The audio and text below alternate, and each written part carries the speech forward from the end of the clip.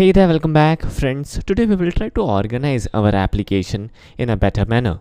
Now friends, if we check our application, the first issue is if we directly try to run our application, there would be a crash. Let me show you.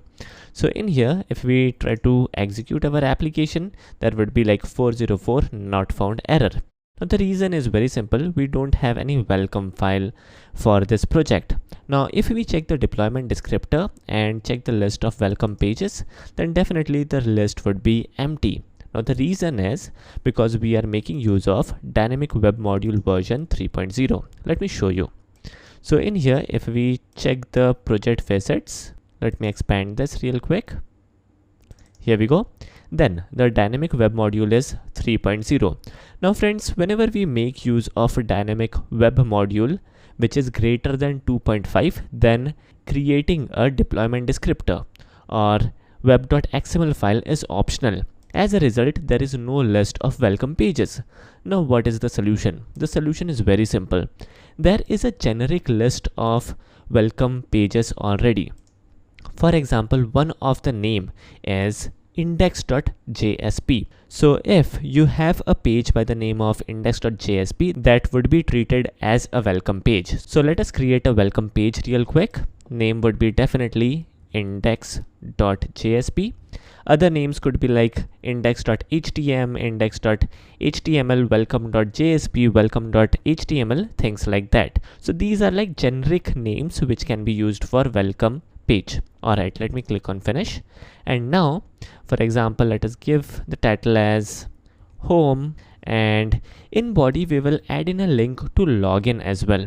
But first of all, let us rerun this application real quick and we should get a blank page. Restart your web server if required, and here is the blank page. Alright. Now friends, for example, if we check, our application depends on the entry point which is based on this file login.jsp. Now this login.jsp is cool, but showing up the file directly using these JSP file is not recommended.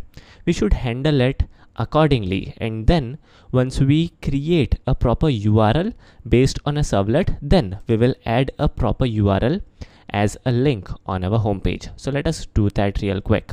Now first of all, let us try to understand our servlet. Now we have two servlets, member area controller and site controller.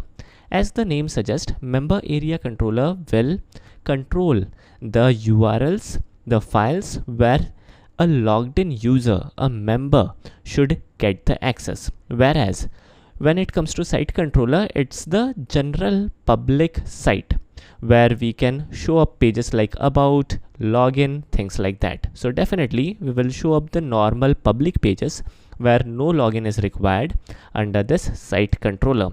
Now this is a architecture which we are following, a separate controller, a separate servlet for public pages, whereas a separate controller for logged in users. Alright, so in here, first of all, let us create a switch case under our doGet method. Let us get rid of anything and everything which is there inside this method. And we will first of all create a string variable with the name of action, and we will initialize this variable by reading a parameter. Now reading a parameter is very simple. We will request a parameter. So we will type in request.get parameter, and the name of the parameter would be action. Alright, and now moving forward, let us add in a switch case. The key for this switch case would be action, and first value would be login. Alright, and this value would be definitely a text value, a string. Alright, now friends, we can definitely add multiple cases in here, but first case is login. Now friends, here things can get interesting. Now friends, understand where to use what. In some scenarios, we need to forward the request, and in some scenarios, we need to make use of redirection. So in this scenario where we don't have a direct link, where we are creating a URL based on the servlet, definitely we need to forward the request. So in here, how we will do it? We will type in request.get request dispatcher, and we will dispatch the message to login.jsp. And then definitely we will forward the request, and we will pass on the object, request and response, and our work is done. In fact, we have created a URL for this login page. Let me show you the URL real quick. So in here, first of all, let us navigate to index.jsp, and in here, let us add in a hyperlink. So it would be like ahref, and the label would be login. And now let me show you what is the URL. First of all, let us read the context path. And in order to read the context path, what we use, definitely we make use of expression element, and we will request the context path. So we will type in request dot get context path. Here we go. So once we get the base URL, this particular statement will give us a base URL. So once we got the base URL, the next thing is the name of our servlet, the URL pattern for our servlet, which is site controller. So let me copy this part and paste it in here. Here we go.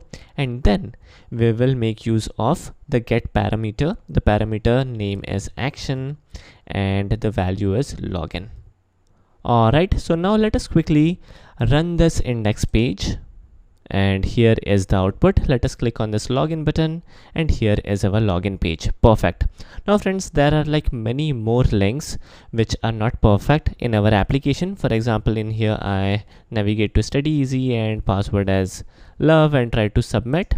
Then the file is getting submitted to member area.jsp. So we will fix and modify our application furthermore in our next video. The length of the video is pretty high, so we will end this video today, but we will continue modifying this application and we will build a better application down the line by the end of this section. Alright, so this is it for today's video. Hope you guys enjoyed it. Thanks for watching.